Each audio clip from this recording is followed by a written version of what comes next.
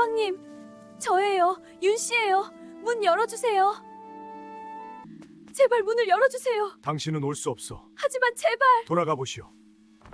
여러분, 지금 이 이야기를 들으시기 전에 먼저 한 가지를 마음에 담아 주십시오. 오늘 이 자리에서 제가 들려드리는 이야기는 아주 먼 옛날 일이 아니옵니다. 지금으로부터 불과 400년도 채 되지 않은 이 땅 조선 어딘가에서 실제로 살았던 한 여인의 이야기이지요. 그 여인의 이름이 지금 전해지는 것은 아니지요. 그러나 그녀가 겪었던 일은 당시 수십만 조선 여인들이 함께 겪었던 일이기도 하였으니 이 이야기는 한 사람의 이야기이면서 동시에 그 모든 여인들의 이야기이기도 한 셈이지요. 오늘도 조선의 깊고 긴 이야기 속으로 함께 떠나보시지요. 힐링 야담을 찾아주셔서 깊이 감사드립니다. 구독과 좋아요는 사랑입니다. 병자년 겨울이었습니다. 하늘이 무너질 것처럼 춥던 그해 겨울, 청나라의 대군이 압록강을 건너 삽시간에 조선 땅을 뒤덮었을 때 경기도 양주 어느 작은 마을에 살던 23 세댁 윤 씨는 마당에서 빨래를 하다가 그 소식을 들었습니다. 멀리서 들려오는 말발굽 소리가 대지를 흔들기 시작하였을 때 그녀는 젖은 버선을 손에 쥔 채 그 자리에 굳어버렸지요. 한방눈이 소리 없이 내려앉던 마당 위로 그 말발굽 소리는 점점 더 가까이, 점점 더 선명하게 울려왔습니다. 남편 서참봉은 사랑채에 있었습니다.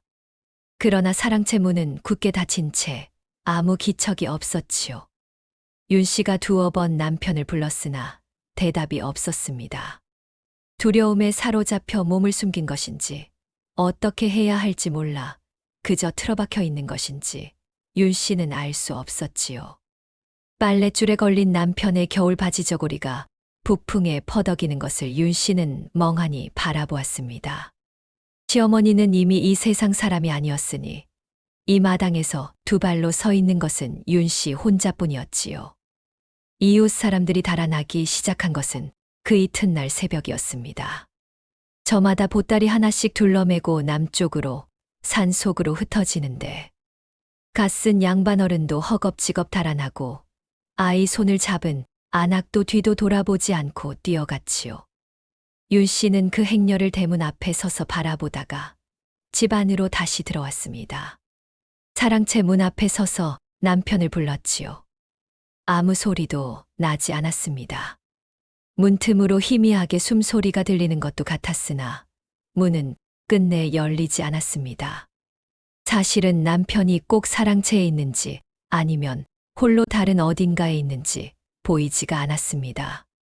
윤 씨는 마당에서 장독대 뒤에 숨어보기도 하고 헛간의 집더미 속에 몸을 눌러보기도 하면서 혼자 버텼습니다. 그러나 남편은 끝내 보이지 않았고 청나라 군사들이 먼저 왔습니다. 그날의 일을 윤 씨는 평생 잊지 못하였습니다. 아니, 잊으려 해도 잊을 수가 없었지요. 눈보라가 들이치는 한겨울 새벽, 집 앞 언 땅을 짓밟는 군화 소리가 가까워지더니 대문이 산산조각 나며 쓰러졌습니다.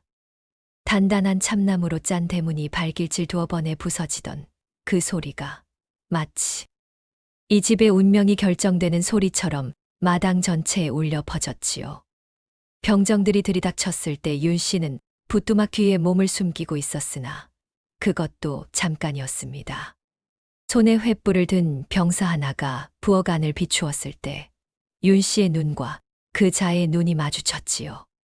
거칠고 낯선 손이 어깨를 낚아채어 마당으로 끌어내자 윤 씨는 있는 힘껏 버텨보려 하였으나 젊고 건장한 청나라 병졸의 완력 앞에 그 저항이란 것은 갈대 한 줄기가 폭풍을 맞는 것과 다를 바 없었지요. 윤 씨는 마당 위에 내동댕이 쳐졌고 차가운 눈 위에 엎드려 숨을 골랐습니다. 코끝에 눈의 냄새가 파고들었습니다. 그 냄새가 이후로도 오래도록 두려움의 냄새로 기억 속에 남았지요. 포승줄이 손목을 감던 그 차가운 감촉을 윤 씨는 죽는 날까지 잊지 못하였습니다. 영주실처럼 얇고 고운 손목을 파고드는 거칠 새끼줄의 느낌이 꼭 이 세상이 자신에게 선고를 내리는 것 같았다고. 훗날 그녀는 작은 목소리로 말하더랍니다. 줄이 묶이는 순간 윤 씨는 남편의 이름을 불렀습니다. 소리내어 부른 것이 아니라 입술을 달싹이며 마음속으로만 불렀지요. 서방님, 서방님, 어디 계십니까? 하고. 그러나 대답은 없었고 주변에는 같은 처지로 끌려 나온 여인들의 울음소리만 가득하였습니다. 포로 행렬은 길고도 길었습니다. 윤 씨처럼 포승줄에 묶인 조선 여인들이 끝이 보이지 않을 만큼 이어졌지요. 어린아이를 품에 안은 여인, 노인을 부축하며 걷는 여인, 혼자 흐느끼며 걸어가는 여인, 이미 눈이 풀려 아무것도 보지 못하는 눈으로 발만 옮기는 여인, 여인만이 아닌 남녀노소 가릴 것 없이 많은 사람들이 행렬을 이루었습니다. 그 행렬 속에서 윤 씨는 한 걸음 한 걸음 북쪽으로 끌려갔습니다. 첫날에는 12마을을 지나쳤고 둘째 날에는 그보다 더 많은 마을을 지나쳤지요. 지나치는 마을마다 불타는 집이 있었고 쓰러진 사람이 있었고 길가에 버려진 진보다리들이 있었습니다. 집신 바닥이 닳고 발바닥에 피가 맺혀도 쉬게 해달라는 말은 꺼내지도 못하였지요. 입을 열면 더 거친 일이 생길 것이라는 것을 몸이 먼저 알아서 혀를 붙들었습니다. 행렬의 앞에서 간간히 비명이 들려오면 모두 고개를 숙였고 아무도 서로를 바라보지 않았지요. 그것이 그 행렬 속에서 살아남는 방법이었습니다. 걷고 또 걷다가 그만 쓰러져 버린 여인이 있었습니다.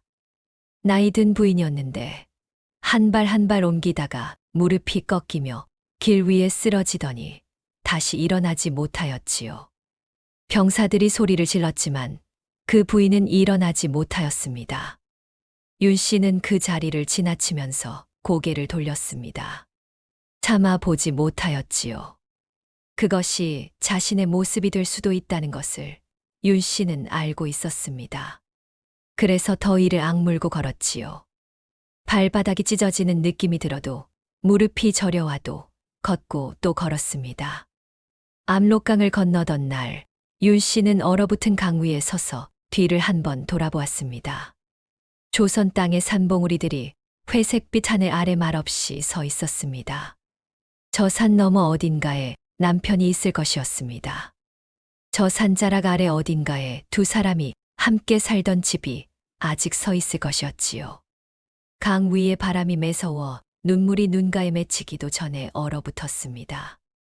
윤 씨는 손으로 눈가를 훔치고 앞을 바라보며 발을 내딛었습니다. 강 건너로 한 발짝 옮기던 그 순간이 인생의 어떤 문이 닫히는 순간처럼 느껴졌다고 그녀는 훗날 말하더랍니다. 심양까지 가는 길은 한 달이 넘게 걸렸습니다. 한겨울 만주 벌판을 맨몸으로 걷는 것이었으니 그 길이 얼마나 혹독하였는지는 말로 다 할 수 없었지요. 낮에는 걷고 밤에는 들판 한가운데 멈춰 서서 모닥불 하나 곁에 여러 사람이 몸을 부대끼며 버텼습니다. 먹을 것은 군사들이 가져다 주는 거칠고 딱딱한 곡식 덩어리가 전부였는데 그것마저도 넉넉지 않아서 서로 나누어 먹어야 하였지요. 윤 씨 곁에는 같은 마을에서 끌려온 소희라는 16살짜리 아이가 있었습니다. 아직 혼인도 못한 어린 것이 겁에 질려 끌려오는 것을 보고 윤 씨는 그 아이의 손을 잡아주었지요. 두 사람은 그렇게 서로의 손을 잡고 그 긴 길을 함께 걸었습니다. 심양에 도착한 것은 그해 봄이 되기 직전이었습니다. 도성 밖의 넓은 마당에 포로들을 모아놓고 청나라 사람들이 줄줄이 나와서 이 사람 저 사람을 골라갔지요. 마치 장에서 소나 말을 고르듯이 사람들이 조선 여인들의 얼굴을 들여다보고 손을 잡아당겨보고 몸이 튼튼한지 살펴보았습니다. 윤 씨는 그 자리에서 눈을 내리깔고 있었지요. 눈을 들면 눈물이 쏟아질 것 같아서 그저 땅바닥만 내려다보았습니다. 자신이 짐승처럼 값이 매겨지고 있다는 것을 알면서도 소리내어 울 수 없었지요. 소희가 윤 씨의 옷자락을 붙들고 떨고 있었고 윤 씨는 그 손을 꼭 잡아주었습니다. 그러나 결국 두 사람은 다른 곳으로 팔려갔지요. 소희가 울부짖으며 윤 씨를 향해 손을 뻗었고 윤 씨는 그 손을 잡으려 하였으나 병사들이 사이를 가로막았습니다. 소희의 얼굴이 두려움으로 가득 찬 그 어린 얼굴이 그 뒤로도 오래도록 윤 씨의 꿈속에 나타났지요. 윤 씨가 팔려간 곳은 심양 외곽의 만주족 장수 집이었습니다. 집이라 하기에도 너무 넓고 마당이라 하기에도 너무 광활하였지요. 조선의 기와집과는 전혀 다른 모습의 건물들이 늘어서 있었고 집 안 곳곳에 만주말을 쓰는 사람들이 가득하였습니다. 윤 씨는 그 집에 도착하던 날 행랑채 끝 가장 작은 방에 들여보내졌습니다. 방 안에는 짚을 대충 깔아놓은 것이 전부였고 덮을 것도 없었지요. 윤 씨는 그 빈 방 한가운데 무릎을 꿇고 앉아 오래도록 그 자리에 있었습니다. 눈물도 나오지 않았습니다. 너무 지쳐서, 너무 무서워서 눈물도 굳어버린 것 같았지요. 그 집에서 윤 씨는 하루도 빠짐없이 새벽부터 밤늦게까지 일하였습니다. 처음에 맡겨진 일은 마당 쓸기와 물 깃기였는데 그것만 해도 하루 종일 걸렸지요. 우물이 멀어서 물 항아리를 이고 오가는 것만 수십 번이었고 마당은 넓어서 한 번 쓸고 돌아보면 또 먼지가 쌓여 있었습니다. 손이 갈라지고 발이 얼어도 쉴 수 없었고 배가 고파도 소리내어 말할 수 없었지요. 말이 통하지 않으니 억울한 일을 당해도 설명할 방법이 없었습니다. 무언가 잘못되었을 때 뺨을 맞기도 하였고 밥을 굶기도 하였지요. 그럴 때마다 윤 씨는 입술을 깨물고 고개를 숙였습니다. 고개를 드는 순간 눈물이 쏟아질 것 같아서 끝까지 고개를 숙인 채 버텼지요. 처음 몇 달은 그저 살아남는 것이 전부였습니다. 조선말을 알아듣는 이가 없으니 눈물도 혼자 삼켰고 억울함도 혼자 가슴 속에 꾹꾹 눌러 담았지요. 밤이면 허름한 행랑채 구석에 웅크려 앉아 남편의 얼굴을 떠올리며 이를 악물었습니다. 집을 떠날 때 남편의 밥그릇에 담아 올리던 미역국 냄새, 아침마다 열어놓던 안채 창문으로 들어오던 봄바람의 감촉, 저녁에 함께 앉아 화롯불을 쬐던 조용한 시간 그런 아주 작은 것들이 그리워서 가슴이 미어지는 밤이 이루 셀 수 없이 많았습니다. 특히 밥 냄새가 나는 시간이 가장 견디기 어려웠지요. 그 집 사람들이 저녁밥을 먹는 냄새가 행랑채까지 흘러들어올 때 남편과 마주 앉아 밥을 먹던 기억이 너무나 선명하게 살아나서 윤 씨는 그 냄새를 맡지 않으려 행랑채 문을 닫고 이불을 뒤집어 쓰곤 하였습니다. 그러나 더 깊은 고통은 따로 있었습니다.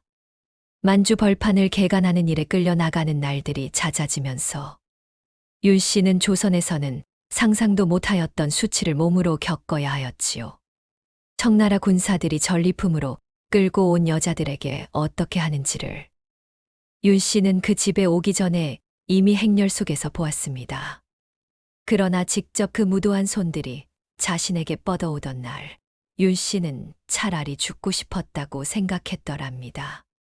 강화도에서 몸을 던진 여인들이 오히려 현명하였다는 생각이 그 순간 번개처럼 스쳤지요.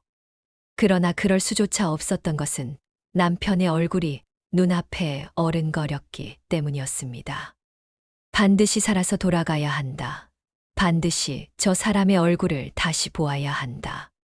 그 한 가지 생각이 윤 씨를 절망의 끄트머리에서 붙들었지요. 이를 악물고 버텼습니다. 소리를 내지 않으려고 주먹을 쥐고 버텼습니다. 그렇게 버티는 것 외에 달리 할 수 있는 것이 없었던 것이지요. 그 이후로도 그런 날들은 이어졌습니다. 그 집의 장수가 멀리 원정을 나간 사이에도 그 집 식솔들 중 일부가 윤 씨를 괴롭혔지요. 조선에서 끌려온 여자라면 무슨 짓을 해도 된다는 인식이 그 집 안에 공기처럼 퍼져 있었습니다. 윤 씨는 그때마다 이를 악물었습니다.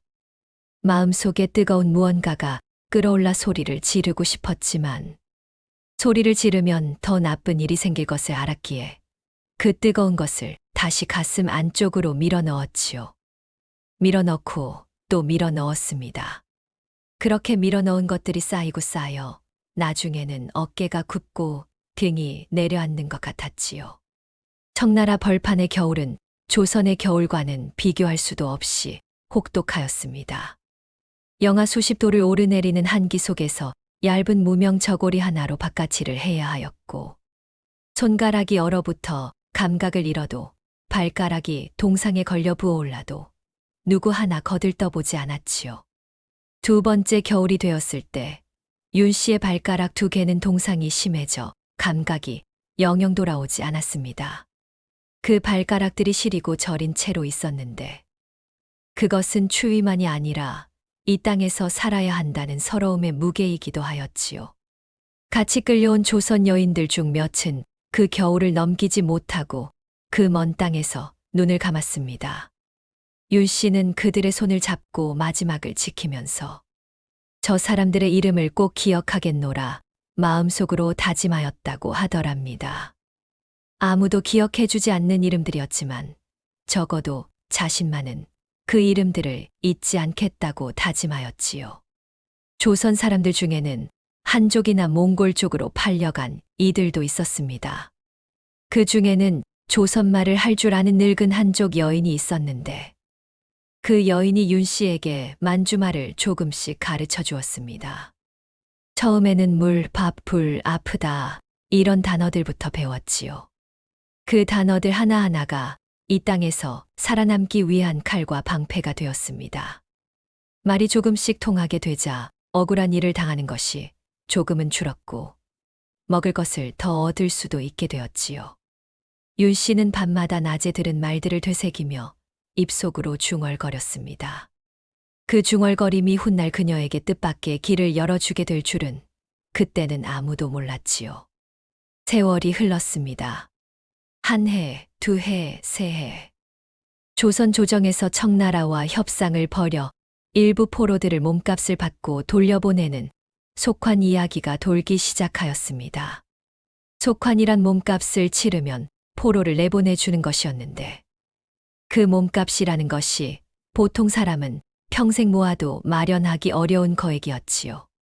양반집 자제들은 집안에서 은을 긁어 모아 속환시켰지만 변변한 재산 없는 양인들은 그저 기다리는 수밖에 없었습니다. 윤 씨의 가슴이 다시 뛰기 시작한 것은 그 소문을 들은 날부터였지요. 남편이 몸값을 치르러 오지는 않을까, 친정 식구 중 누가 나를 데리러 오지는 않을까 기다리고 기다렸습니다. 그러나 윤 씨를 찾아온 사람은 아무도 없었습니다. 한 달이 지나고 두 달이 지나고 계절이 바뀌어도 아무도 오지 않았지요. 그 기다림이 끝나는 날이 어쩌면 어떤 희망이 끝나는 날이기도 할 것이었습니다. 그러나 윤 씨는 희망을 버리지 않았습니다. 버릴 수 없었지요. 결국 윤 씨가 돌아올 수 있게 된 것은 같은 처지였던 다른 조선 여인 하나가 가진 재물을 나누어 가지고 둘이서 함께 속환된 덕분이었습니다.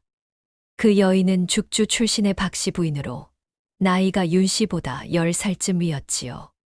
박씨 부인은 이미 첫 번째 겨울에 체념하고 이 땅에서 살아갈 방법을 강구하던 사람이었습니다. 청나라 집안의 일을 도우면서 남몰래 삭슬 받아 모으고 낡은 옷을 기워 팔고 틈틈이 조선 음식을 만들어 같은 처지의 조선 사람들에게 팔았지요. 두 사람이 오랫동안 조금씩 모아 감춰두었던 청나라 동전 몇 잎이 그들의 자유를 샀습니다.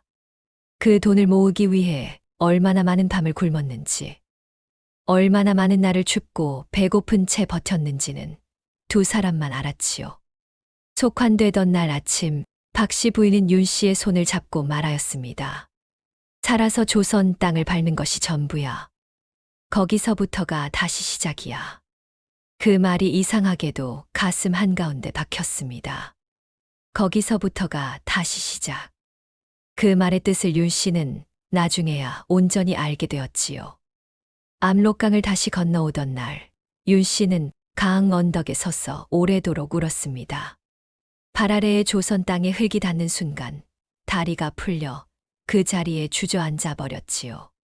흙을 두 손으로 움켜쥐었을 때 손바닥으로 전해오는 그 차갑고 거칠한 감촉이 꼭 꿈속 같았습니다. 이것이 진짜인가? 이것이 살아서 돌아온 것인가? 멍하니 손 안의 흙을 바라보다가 흙 위로 눈물방울이 뚝뚝 떨어졌지요. 박씨 부인도 그 곁에 앉아 함께 울었습니다. 두 사람이 나란히 강 언덕에 앉아 흙을 쥐고 울던 모습을 멀리서 지나가던 사공 하나가 보더니 배를 멈추고 한참을 바라보았다고 하더랍니다. 그러나 고국으로 돌아오는 길이 곧 집으로 돌아오는 길은 아니었습니다. 그 무렵 홍제천에서 몸을 씻고 들어오면 허물을 묻지 않는다는 말이 돌았지요. 환양녀들에게 서대문 밖 홍제천에서 몸을 씻고 들어오게 하였다는 것을 윤 씨는 뒤늦게야 알았지요. 정조와 절개를 잃었을 터이니 강물에 씻고 들어오면 그 허물을 탓하지 않겠다는 것이었습니다. 나라가 지키지 못한 죄는 묻지 않고 나라가 내버려 둔 여인들에게만 스스로 씻고 오라는 것이었지요. 박씨 부인이 먼저 물속에 들어섰고 윤 씨가 그 뒤를 따랐습니다. 한겨울 차가운 냇물이 발목을 적시고 무릎을 적시고 허리까지 차오르자 윤 씨는 온몸이 굳는 것 같았습니다. 물이 너무 차서 숨이 막혔지만 울음은 참았습니다. 강물이 씻어낼 수 있는 것이 무엇인지 알면서도 그리하지 않으면 집으로 들어갈 수 없다는 것을 알았기에 차가운 물 속에 잠겨 이를 악물었지요. 그 냇물 속에는 윤 씨와 박 씨 외에도 여러 여인들이 있었습니다. 서로 눈도 마주치지 않고 말도 하지 않고 그저 차가운 물 속에 몸을 담근 채 서 있었지요. 그 모습이 홍제천 위에서 바라보면 마치 수백 개의 흰 저고리가 물 위에 떠 있는 것 같았다고 하더랍니다. 그 광경을 지켜보던 구경꾼들이 있었고 그 중에는 손가락질하는 자도 있었고 코웃음을 치는 자도 있었지요. 한 남자가 다리 위에서 소리쳤습니다. 더럽힌 몸을 냇물로 씻는다고 깨끗해지겠나. 윤 씨는 그 소리를 들었지만 고개를 돌리지 않았습니다. 물속에서 두 주먹을 꽉 쥐었지요. 남편 서참봉의 집에 당도한 것은 늦가을이었습니다. 서리가 내리기 시작하는 계절에 윤 씨는 낡고 해진 옷에 집신 한 켤레로 남편이 사는 집의 대문 앞에 섰지요. 3년 만에 처음으로 보는 그 대문이었습니다. 대문의 나무 결을 손가락으로 천천히 더듬었습니다. 이 대문을 마지막으로 보았던 날, 청나라 병사에게 끌려가면서 뒤돌아보았던 그날이 선명하게 떠올랐지요. 그때 이 대문 앞에 남편의 신발이 놓여 있었습니다.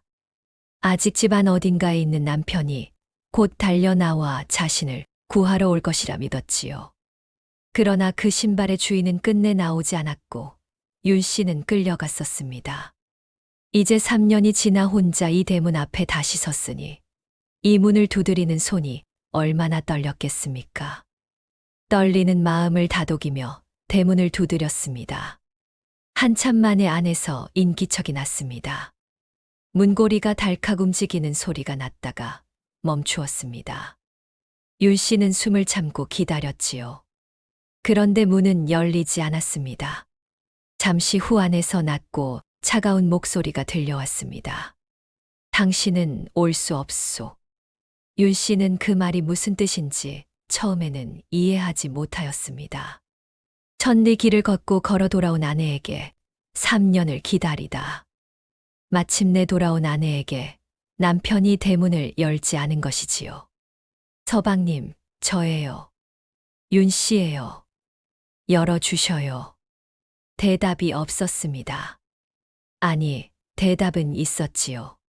대문에 걸쇠 거는 소리가, 쇠가 쇠에 걸리는 그 차갑고 단호한 소리가, 그것이 대답이었습니다. 윤 씨는 그 자리에서 오래도록 움직이지 못하였습니다. 발이 땅에 붙어버린 것 같았지요. 문 너머에서는 아무 소리도 나지 않았습니다. 남편이 아직 문 가까이에 서 있는지 아니면 이미 돌아선 것인지조차 알 수 없었지요. 이윽고 다리에 힘이 풀려 그 자리에 무릎을 꿇었을 때 바닥에 차가운 서리가 무릎을 파고들었지만 느끼지 못하였습니다. 그저 대문을 바라보고 있었지요. 나무로 된 그 두꺼운 문을. 자신이 3년 전 이 문을 닫고 끌려가던 날을 생각하였습니다. 그때 돌아보며 이 문을 바라보았던 것을, 반드시 다시 이 문을 열고 들어오겠다고 마음먹었던 것을 생각하였지요. 그리하여 살아 돌아온 것인데 문은 잠겨 있었습니다. 바람이 불어왔습니다. 마른 나무잎 하나가 날아와 윤 씨의 무릎 위에 내려앉았다가 다시 날아갔지요. 윤 씨는 그 잎이 날아가는 것을 바라보았습니다. 어디론가 바람에 실려가는 그 잎처럼 자신도 이제 어디로 가야 하는지, 가야 할 곳이 있기는 한 것인지, 그런 생각들이 안개처럼 머릿속을 채웠지요. 그날 밤 윤 씨는 그 대문 앞 처마 밑에서 밤을 보냈습니다. 차가운 땅바닥에 등을 기대고 앉아 새벽빛이 하늘을 물들이는 것을 말없이 바라보았지요. 처마 끝에서 서리가 녹아 물이 되어 떨어지는 소리가 이상하게도 조용하게 들렸습니다. 새벽 딸기 울었고 마을 어딘가에서 개 짖는 소리가 났고 멀리서 물 깃는 소리가 들려왔습니다. 세상은 아무렇지 않게 아침을 맞고 있었지요. 그 아무렇지 않음이 오히려 더 깊은 서러움으로 다가왔습니다. 이튿날 아침 이웃집 아주머니가 문을 열다가 처마 밑에 앉아있는 윤 씨를 보았습니다. 그 아주머니는 잠깐 멈추더니 소리 낮춰 말하였지요. 거기 있으면 안 돼요. 어서 가세요. 친절한 말투가 아니었습니다. 무서운 것을 피하라고 하는 것 같은 그런 말투였지요. 윤 씨는 일어서며 물었습니다. 남편 서참복 나리께서 계시지요? 아주머니는 주변을 두리번거리더니 더 낮은 목소리로 말하였습니다. 거기서부터는 이미 남이에요. 어서 가요. 그리고 서둘러 우물 쪽으로 걸어갔지요. 남편이 대문을 걸어 잠근 데는 당시 조선 사회의 분위기가 깊이 작용하고 있었습니다. 병자호란이 끝난 뒤 청나라에서 돌아온 여인들을 둘러싼 논란이 조정에서부터 마을 골목까지 들끓었지요. 정절을 잃은 부녀자의 가문은 자손 대대로 과거에 나아가는 데 막히는 분위기였고 사대부들은 환양녀 아내들을 내치기 시작하였습니다. 그해 이른 봄 신풍부원군 장유는 예조에 진정서를 올렸습니다. 자신의 아들 장선증의 아내가 청나라에 끌려갔다가 돌아왔으니 이혼을 허락해 달라는 것이었지요. 높고 귀한 집에서 먼저 그리하였으니 아래로 그 분위기가 흘러내려왔습니다. 인조 임금이 직접 방간 피해는 이혼의 대상이 아니라며 내치지 말라는 명을 내렸음에도 사대부들은 귀를 막았지요. 주화파 최명길이 목청 높여 환양녀들을 옹호하였지만 역사를 기록한 사관조차 그 기록 옆에 최명길을 비난하는 사평을 남겼습니다. 조선의 성리학은 정절을 목숨보다 귀하게 여겼습니다. 그 이념의 칼날은 나라를 지키지 못한 무능한 임금이나 도망친 남자들을 향하지 않았습니다. 살아서 돌아온 여인들을 향하였지요. 살아 돌아온 것 자체가 정절을 잃은 증거라는 것이었습니다. 그러니 서참봉이 대문을 잠근 것은 개인의 냉혹함만이 아니라 그 시대의 전체의 냉혹함이기도 하였던 셈이지요. 그러나 그것이 윤 씨의 억울함을 조금도 덜어주지는 못하였습니다. 나라가 자신을 지키지 못하였고 남편이 자신을 구하러 오지 않았으며 돌아왔더니 그 남편이 문을 잠갔습니다. 죄를 지은 것도 아니요, 도망친 것도 아니요, 살아서 돌아왔을 뿐인데 그것이 죄가 되었지요. 그래도 마음이 통했던 마을 한 분의 집에 머물고 있었는데 마을 사람들이 달라졌음을 온몸으로 느꼈습니다. 예전에는 순하고 부지런하다고 칭찬하던 이웃들이 윤 씨가 돌아온 뒤에 길에서 마주쳐도 눈을 돌렸지요. 우물에 나갔다가 물을 깃지 못하고 빈 항아리를 들고 돌아오는 날도 있었습니다. 윤 씨가 우물에 가면 다른 여인들이 슬그머니 자리를 피하거나 먼저 있던 사람이 두레박을 거두어 가버렸지요. 한 번은 두레박을 넣으려는데 옆에 있던 안악이 낮은 목소리로 말하였습니다. 청나라에서 온 더러운 것이 우물물 버린다. 윤 씨는 그 말을 듣고 두레박을 놓아버렸습니다. 빈 항아리를 이고 돌아오는 길에 뒤에서 아이들이 따라오며 돌을 집어 던졌지요. 돌이 옷자락에 맞았지만 윤 씨는 돌아보지 않았습니다. 돌아보면 눈물이 나올 것 같아서 그저 앞만 보고 걸었지요. 결국 윤 씨는 남편의 집이 있는 마을 아는 집에 머물렀지만 떠나야 하였습니다. 가진 것이라고는 몸 하나였으므로 아무도 모르는 곳으로 가서 새로 시작하는 수밖에 없었습니다. 마을을 떠나는 날 아침, 윤 씨는 남편의 집 대문을 한 번 더 바라보았습니다. 문은 닫혀 있었지요. 안에서는 아무 기척도 없었습니다. 윤 씨는 돌아서서 걸었습니다. 한 걸음, 두 걸음, 마을 입구를 지나고 고개를 하나 넘고 또 하나 넘었지요. 등 뒤로 마을이 멀어질수록 이상하게도 발걸음이 조금씩 가벼워지는 것 같았습니다. 아무도 자신을 아는 사람이 없는 곳으로 간다는 것이 새로운 두려움이기도 하였지만 동시에 아주 작은 자유이기도 하였지요. 한양 도성 안쪽 아무도 자신을 알아보지 못하는 저작거리. 한 귀퉁이에 발을 붙인 것은 그로부터 며칠 뒤였습니다. 저작거리의 좁은 골목에 단칸 새 방을 얻었는데 그 방은 어른 두 사람이 누우면 꽉 차는 크기였지요.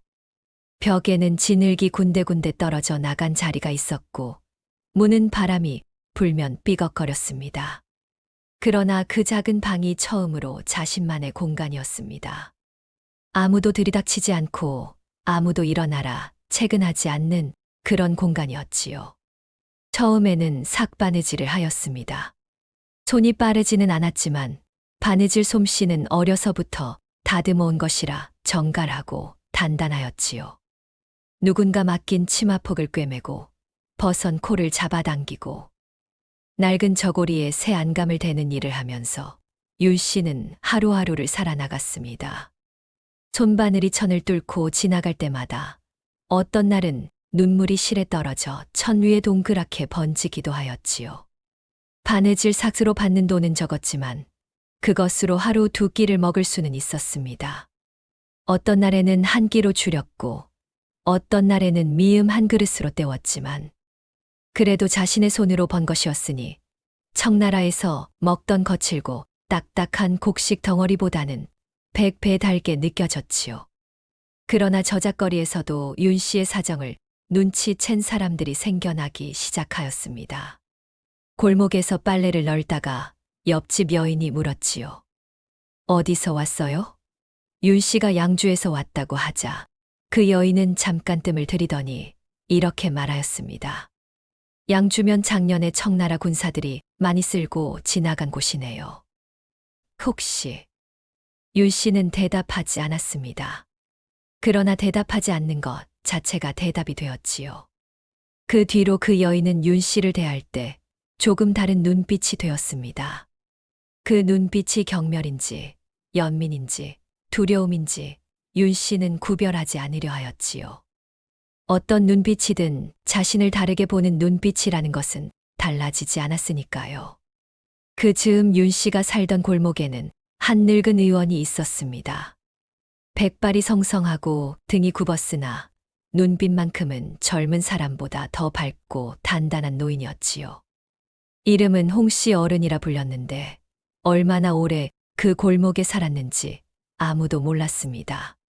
그 노인의 집 앞을 지나다 보면 늘 누군가 드나들었는데 돈 없는 사람도 천한 신분의 사람도 가리지 않고 맥을 짚어주었지요. 윤 씨는 처음에 그 노인을 멀리서 바라보기만 하였습니다. 가까이 가는 것이 왠지 망설여졌지요. 그러나 어느 날 새벽 골목에서 쓰러졌을 때 그 노인이 처음으로 윤 씨에게 말을 걸었습니다.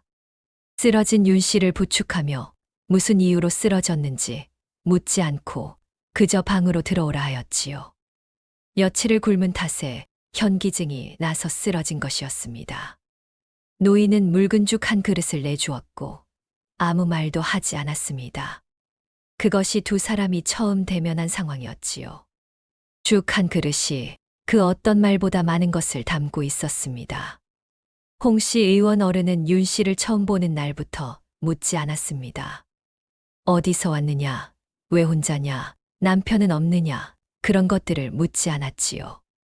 그저 때로 밥이 남으면 슬그머니 문 앞에 놓아두었고, 추운 날에는 아무 말 없이 화롯불을 문 앞에 밀어두었습니다. 한 번은 골목 아이들이 윤 씨를 향해 소리를 지르는 것을 노인이 보고 아무 말 없이 그 아이들 앞에 서더니 조용히 말하였지요. 어른 앞에서 그리할 것이 아니니라. 아이들이 흩어진 뒤 노인은 윤 씨를 돌아보지도 않고 집 안으로 들어가 버렸습니다. 그 뒷모습이 윤 씨에게는 오래도록 마음에 남았지요. 윤 씨는 그 노인에게 차마 고맙다는 말도 잘 하지 못하였는데 그것은 오히려 그 고마움이 너무 커서 말로 담아내기에 너무 무거워서였습니다. 의원 어른 밑에서 일을 거들기 시작한 것은 그로부터 몇 달 뒤였습니다. 의원 어른이 어느 날 윤 씨를 불러 앉히더니 침묵 끝에 물었지요. 청나라 말 알아들을 수 있소. 윤 씨가 작게 고개를 끄덕이자 의원 어른은 더 묻지 않고 다음 날부터 자신을 도우라고 하였습니다. 의원 어른의 집에는 때때로 청나라 사람들과 교역하는 역관들이 찾아왔고 통역이 필요한 자리가 있었습니다. 역관들이 알지 못하는 만주 말의 세부를 윤 씨가 채워줄 수 있었지요. 처음에는 망설이며 더듬었으나 하면 할수록 자신감이 붙어갔습니다. 무시하고 비웃는 이들도 있었지만 의원 어른은 한 번도 윤 씨를 나무라거나 부끄럽게 여기지 않았습니다. 윤 씨가 청나라 말을 배운 것이 청나라에서 살아남기 위해 빼앗기듯 익힌 것이 이제 이 땅에서 살아가는 힘이 되었지요. 그것이 참으로 기이한 일이라는 생각을 윤 씨는 혼자서 여러 번 하였습니다. 자신을 가장 깊이 상처 입힌 것이 자신을 살리는 것이 되었으니까요. 세월이 또 흘렀습니다. 윤 씨는 의원 어른 곁에서 약초를 다루는 법을 조금씩 배워갔습니다. 말린 약초를 잘 구분하는 눈이 생겨났고 병자를 살피는 감각이 생겨났지요. 처음에는 심부름만 하였지만 나중에는 간단한 탕약을 다리고 상처를 싸매는 일도 맡게 되었습니다. 의원 어른은 윤 씨가 무언가를 새로 익힐 때마다 조용히 바라보다가 잘하였다는 말 대신 다음에 배울 것을 가르쳐 주었지요. 그것이 의원 어른식의 칭찬이었습니다. 어느 날 저녁 탕약을 다 다리고 나란히 앉아 식기를 닦던 중에 의원 어른이 말하였습니다. 살아남은 것이 죄가 아니오. 살아서 누군가를 살리는 것이 그대의 몫이오. 그 말 한마디가 윤 씨의 가슴에 박혀 있던 오래된 가시 하나를 조용히 뽑아내었습니다. 그 말이 없었다면 아마도 윤 씨는 평생 자신이 잘못 살아남은 사람이라는 생각을 버리지 못하였을 것이지요. 병자호란이 끝난 지 7년째 되던 해 여름이었습니다. 양주 쪽에서 온 사람 하나가 한양 저작거리에서 윤 씨를 알아보았지요. 예전 남편 집 근처에 살던 젊은이였는데 장이 서는 날에 의원 어른 집 앞을 지나다가 윤 씨와 눈이 마주쳤습니다. 그 젊은이는 잠깐 멈추더니 고개를 숙이고 지나쳤지요. 윤 씨는 그 뒷모습을 한동안 바라보았습니다. 저 사람이 남편에게 알릴 것인지 알리더라도 남편이 어떤 반응을 보일 것인지 알고 싶은 것인지 알고 싶지 않은 것인지조차 알 수 없었지요. 그 다음 날 그 젊은이가 다시 찾아왔습니다. 혼자가 아니라 낯선 사람 하나를 데리고 왔지요. 윤 씨가 얼굴을 보니 그것은 남편 서참봉이었습니다. 서참봉은 몰라보게 늙어 있었습니다. 머리에 흰 것이 많이 섞이고 얼굴에는 주름이 깊게 파여 있었지요. 눈 아래가 거무스름하고 입술이 탄 것이 오래 고생한 사람의 얼굴이었습니다. 키가 조금 줄어든 것 같기도 하였지요. 그는 윤 씨를 보자마자 시선을 내렸습니다. 눈을 들지 못하는 것이 뻔뻔해서가 아니라 부끄러워서라는 것을 윤 씨는 그 고개 숙인 모습에서 느꼈습니다. 윤 씨는 그 앞에서 아무런 감정도 드러내지 않았습니다. 놀라지도 반가워하지도 원망하지도 않았지요. 그저 조용히 의원 어른의 방으로 안내하였습니다. 남편이 찾아온 것은 병 때문이었지요. 이미 오래된 병이었는데 아랫배가 딱딱하게 굳어오고 소화가 전혀 되지 않아 이제는 미음도 받아내지 못한다고 하였습니다. 고을에서 이름 있다는 의원들이 다 손을 놓은 터라 한양까지 찾아온 것이었지요.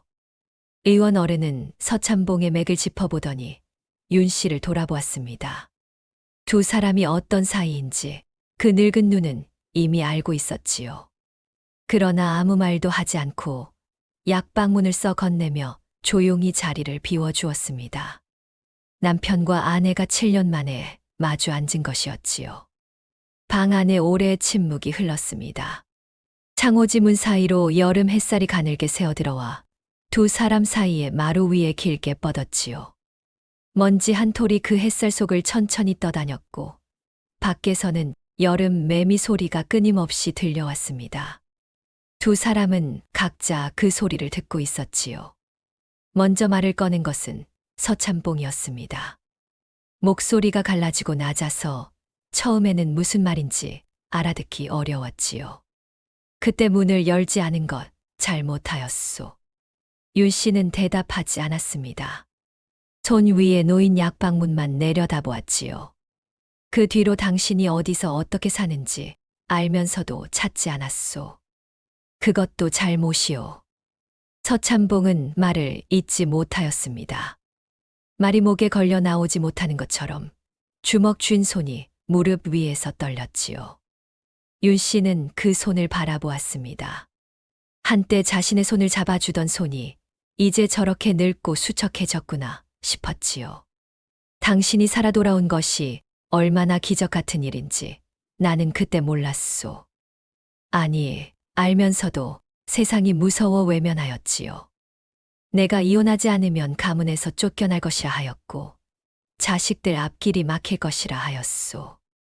그러나 그것이 핑계에 불과하다는 것을 나는 알고 있었지요.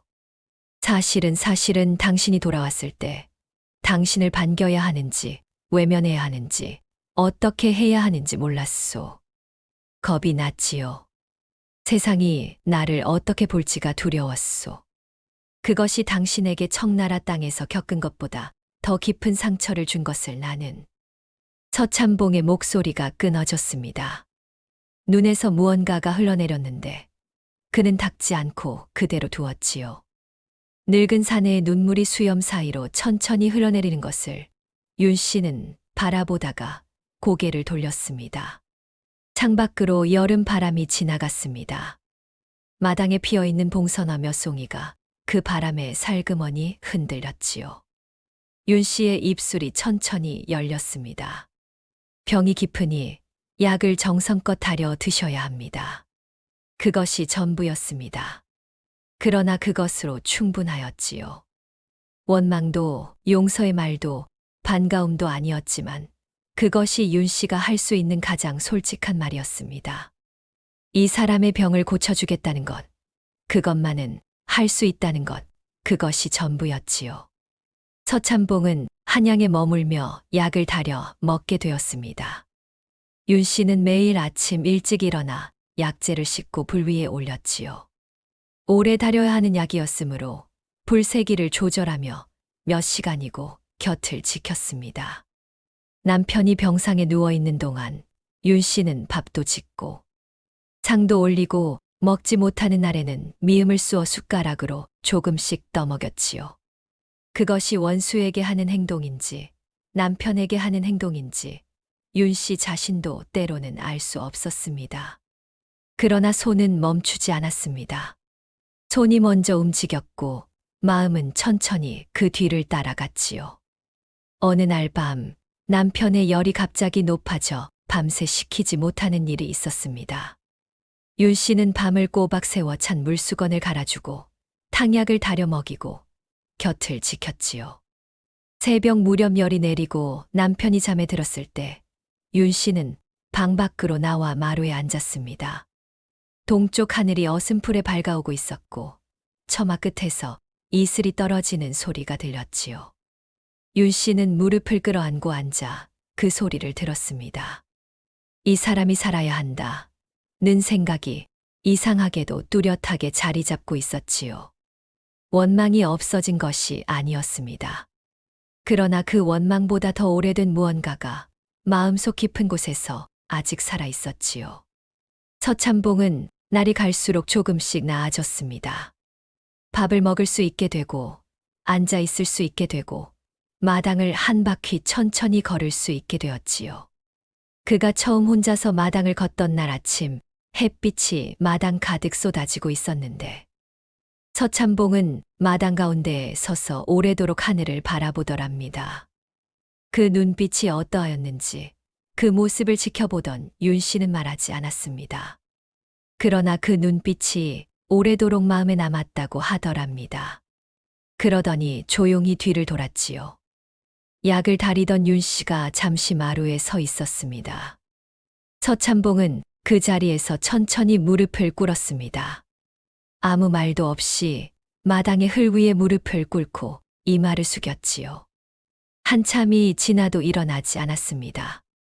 흘 위에 이마를 대고 엎드린 그 모습이 무엇보다 긴 말이었지요. 윤 씨는 남편 곁으로 걸어가 그 굽은 등에 손을 얹었습니다. 손을 얹는 것만으로 더 이상의 말은 하지 않았습니다. 말이 필요 없었지요. 마당의 흙이 두 사람의 무릎과 손을 함께 받아들이고 있었고, 여름 하늘의 구름이 소리 없이 흘러가고 있었습니다. 그 뒤로 두 사람이 어떻게 살았는지에 대한 기록은 자세히 남아 있지 않습니다. 다만 전해오는 말에 따르면 서참봉은 고을로 돌아간 뒤 환양녀를 내치려는 이들에게 끝까지 맞서는 사람이 되었다고 하더랍니다. 마을의 어른들이 환양녀를 욕하는 자리에서 홀로 일어나 반박하고 빈손으로 돌아온 여인들을 불쌍히 여겨 먹을 것을 나누어 주었다고도 하지요. 처음에는 사람들이 그를 이상하게 여겼지만 나중에는 그 고집스러운 태도를 존중하게 되었다고 하더랍니다. 이 세상에서 자신이 겪었던 부끄러움을 갚는 방법을 그는 그렇게 찾았던 셈이지요. 윤 씨에 대해서는 이런 이야기가 전해집니다. 그녀가 늙어 세상을 뜨던 날, 의원 어른이 물려준 약 상자 하나와 낡은 바느질 광주리 하나가 남겨졌는데, 광주리 안에 작은 천 조각이 있었다고 합니다. 그 천 조각에는 청나라 땅에서 함께 겪고, 거기서 눈을 감은 조선 여인들의 이름이 서툰 솜씨로 하나하나 적혀 있더랍니다. 압록강을 건너지 못하고 그 먼 땅에서 남겨진 이름들. 이름조차 알 수 없어 적지 못한 자리에는 작은 동그라미가 그려져 있었지요. 그 이름들 아래에 작은 글씨로 이런 말이 적혀 있었습니다. 너희가 살았더라면 이 땅에서도 충분히 귀한 사람이었을 것이다. 그 글씨가 손이 떨리는 노인의 글씨였으니 윤 씨가 삶의 끝에 가서야 그것을 적었음을 알 수 있었지요. 평생을 기억하다가 평생을 가슴에 담고 있다가 마지막에 비로소 꺼내어 적은 것이었습니다. 이것이 윤 씨의 이야기이옵니다.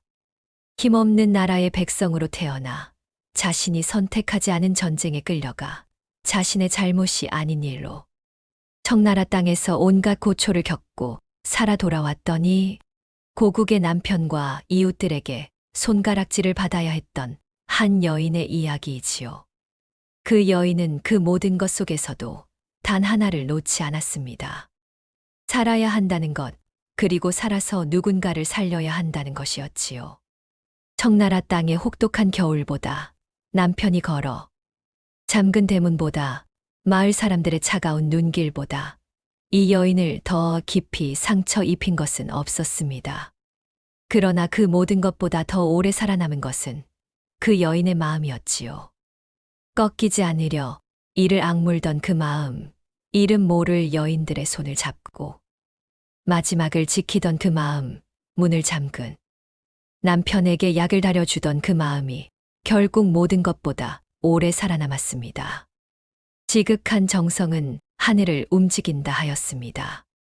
그러나 이 이야기에서 하늘은 처음부터 그 여인 편이었는지도 모릅니다. 다만 사람들이 너무 오래 그것을 몰랐을 뿐이지요. 나라가 백성을 지키지 못하면 백성은 스스로를 지켜야 합니다. 그것이 이 여인이 우리에게 남긴 가장 조용하고 가장 단단한 말이옵니다. 오늘 이야기는 여기서 마치겠습니다. 여러분, 긴 이야기를 끝까지 함께 해주셔서 진심으로 감사드립니다. 이 이야기가 오늘 밤 여러분의 마음속에 잠시라도 따뜻한 자리를 만들었다면 그것으로 충분합니다. 마음에 드셨다면 구독과 좋아요 한 번씩 눌러주시고 여러분의 생각을 댓글로 남겨주시면 다음 이야기를 이어가는데 큰 힘이 됩니다.